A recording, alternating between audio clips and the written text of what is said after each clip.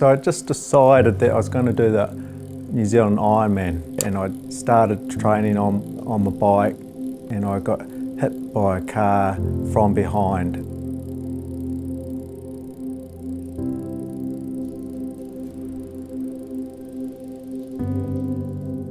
The lady didn't see me because the sun was in her eyes, and she was going along at 100 k's an hour because it was an open road, and didn't realise she'd hit a person. She thought she'd just hit one of those big green rubbish bins.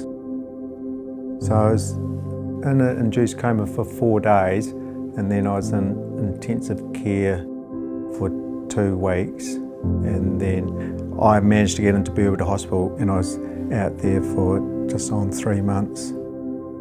I had broken bones, dislocated both shoulders, but worst of all was I got a traumatic brain injury. It was a pretty scary time, and I had to relearn to do everything, walking, talking, so it was a massive road for me. I had injuries that people could see, and they heal reasonably quickly, but what people didn't see is the fatigue. Whenever I got tired, I'd start slurring my words. I had major memory loss. I got told by a doctor that I'd never work or play sport to an elite level again. Straight away I said that his name was Dr. Never, because he was telling me I'd never do this, never do that, never go back to study. So I straight away thought, I'm going to prove this Dr. Never wrong. So I came into this new world. I was so scared about what had happened. It was like I was a little rabbit in a big, huge forest. And I told one of my friends this. She's a physio, and she came in with this little teddy bear, and his name's Blue. Each time I got really scared, I'd grab Blue and cuddle him. And it was like this 35-year-old guy cuddling a teddy bear, and whenever a nurse would walk by, I'd quickly put him under the covers initially. I was a little bit embarrassed, you know. But then I realised that Blue was helping me so much that I didn't care what other people thought. So Blue came out under the covers, and he just spent all this quality time with me, and he helped me a lot.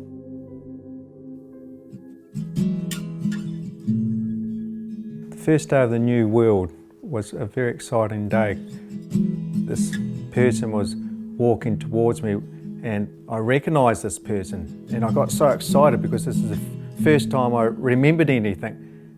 And then there's this funny feeling went through me, and I was wondering what that funny feeling was.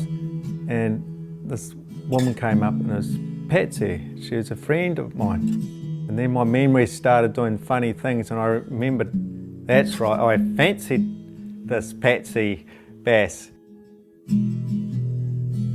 Every cloud has a silver lining, so once Shane got run over, it slowed him down enough that I could keep up with him, and probably that's what slowed him down enough to notice me as well. Patsy and I became quite close over the next period of time while I was going through my therapy.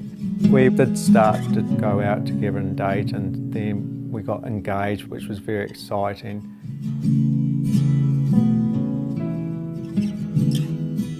Patsy has been a major support for me. She's a wonderful woman, and I love her dearly. She's got great awareness of when I'm having bad days. She's always putting in systems to make things better. Shane's one of the most positive people that I know.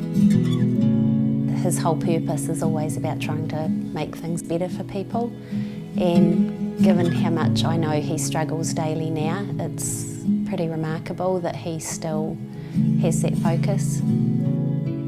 All my specialists wanted me to have a year and a half off, but I didn't want to sit around and just hang out for another year.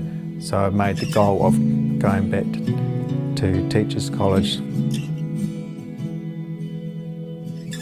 I decided to go into Linwood College and work in the hospitality home economics department. And this was very exciting because I was going back to my old trade. It was going to be very exciting but challenging, because from the brain injury I don't have any sense of taste, or very, very little. So being a chef, it's a bit of a concern. And at school, quite often the students forget, and think, "Mister, can you please taste this?" And I go along and taste it. "Oh, that tastes great," And I don't, I love teaching. I love seeing the light turn on in the students' eyes when they believe in themselves and feel good about themselves when they've achieved. So many get told that they can't do this or that, and I spend all my time teaching them that they can do these things. There would have been significant struggles for him to get through, and he has. And what that means for his teaching is that he's got extra special empathy with kids.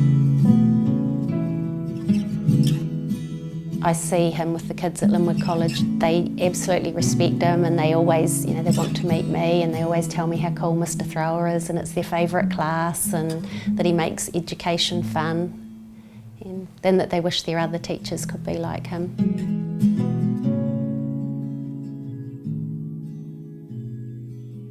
I don't hide that I've got a brain injury. All the students know that I have a brain injury. If we're doing restaurant night, they know that Mr. Thrower has to go off and have his 1 hour's sleep, so he's got the energy to work in the evenings. For all of us, it's about learning, and lots of people have things in their lives and they can see that Mr. Thrower has as well. So quite often they will come to me just for some guidance or support, because they know that I've been through a similar situation.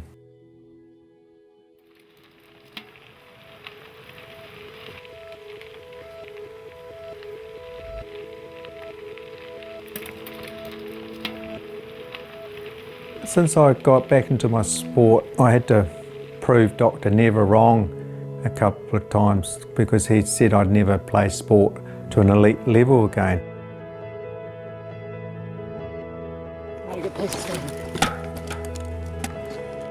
Myself and a very good friend decided to go over to Canada and do a 7-day mountain bike race, which is called the Trans Rockies. That was awesome feeling that here I was back on the international stage. The key to my recovery has been looking after myself. The positive attitude that I've always had, that's a big part of me. If you're visualising positive things, that's positive energy going through your system all the time. My name's Shane Thrower. I'm a qualified chef, high school teacher and ultra distant runner.